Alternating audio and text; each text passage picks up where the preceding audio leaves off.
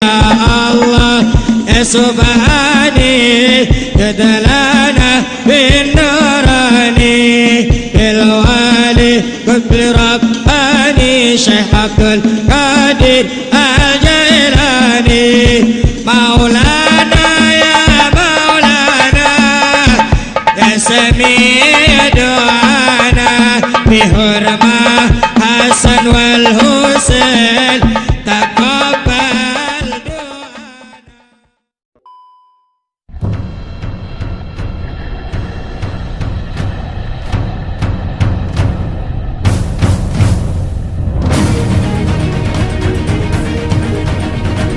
Assalamualaikum warahmatullahi wabarakatuh.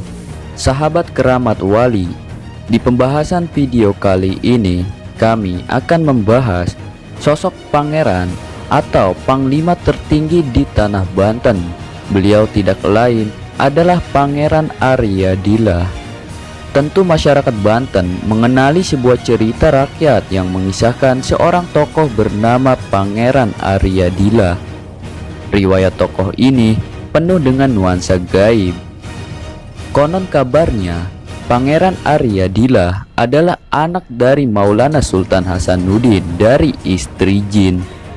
Beliau juga dikenali memiliki ilmu kesaktian yang tinggi atau kini dikenal dengan istilah jawara.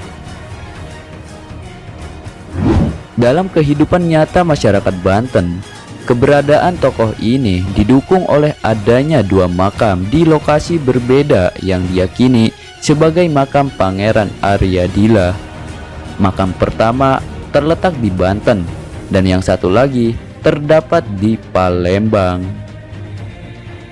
Sampai sekarang pun, meninggalnya Pangeran Arya Dila melahirkan silang pendapat. Sebagian masyarakat berkeyakinan bahwa sang pangeran memang sudah meninggal. Tetapi sebagian masyarakat yang lain menganggap bahwa Pangeran Arya Dila belum meninggal, melainkan ngehayang ke alam gaib. Menurut Abbas, penjaga makam atau kuncen makam, Pangeran Arya Dila merupakan putra seorang raja di Banten. Akan tetapi, ia sendiri tidak tahu siapa ayahnya itu. Ia kemudian bercerita kepada Sultan Maulana Hasanuddin.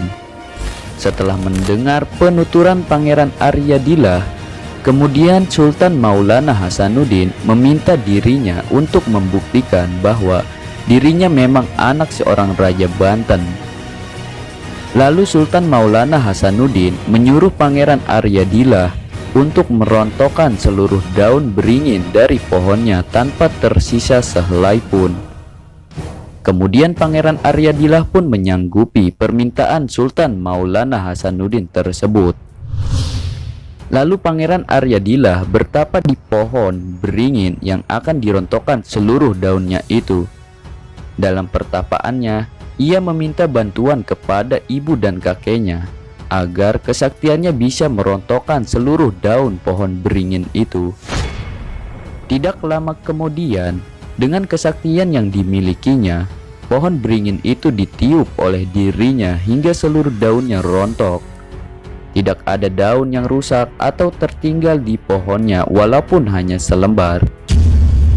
Setelah berhasil menjalankan tantangan Sultan Maulana Hasanuddin, Pangeran Arya Dila akhirnya diakui sebagai anak Raja Banten dan namanya menjadi Pangeran Arya Dila, kata kuncen makam. Setelah dirinya diakui sebagai anak Raja Banten, Pangeran Arya Dila diberi tugas oleh Sultan Maulana Hasanuddin untuk mengusir semua dedemit yang ada di sekitaran keraton.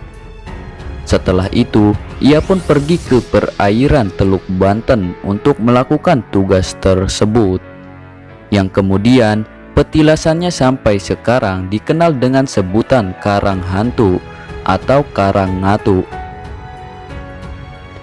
Karangatu ini bersebelahan dengan Selat Sunda, yang kemudian dibuat menjadi pelabuhan bernama Pelabuhan Karangatu. Pada zaman dulu, tempat ini menjadi pusat perdagangan kerajaan Banten. Sekarang, kegiatan perdagangan itu masih aktif dengan adanya pasar ikan di Karang Hantu tersebut.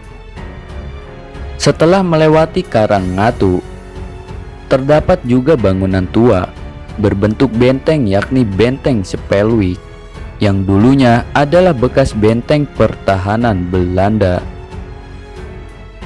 Singkat cerita, selain berhasil menaklukkan para dedemit, Pangeran Aryadillah pun berjasa dalam menaklukkan Prabu Pucuk Umun di Banten Girang bersama Sultan Maulana Yusuf, yang mana beliau berdua berhasil menghancurkan pusat kekuasaan kerajaan Sunda di Pakuan Pajajaran kala itu.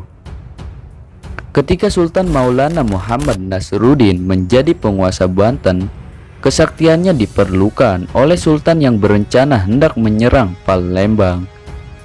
Atas perintah Sultan Maulana Muhammad, ia berangkat ke Palembang untuk menaklukkan negeri tersebut.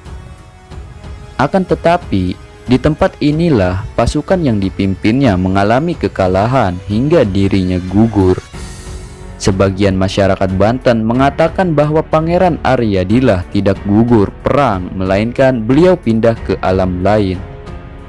Karena kesaktian yang dimiliki oleh dirinya, sebenarnya sang pangeran tidaklah gugur, melainkan menghilang dan masuk ke alam gaib, ujar Kuncen Makam. Sampai sekarang, tempat yang diyakini sebagai makam sang pangeran oleh sebagian masyarakat Banten selalu diziarahi untuk mendapatkan berkahnya. Menilik riwayat hidupnya yang memiliki kesaktian, maka sekarang banyak orang yang sedang menjalani ilmu kanuragan atau ilmu kebatinan berziarah ke makam Pangeran Aryadillah. Mereka bahkan ada yang sampai menginap berhari-hari untuk menunggu wangsit dari sang pangeran. Tak heran jika berkunjung ke makam Pangeran Aryadillah akan menemui penziarah yang tidur di komplek makam, dan ada pula yang sedang berzikir di depan makam sampai semalaman.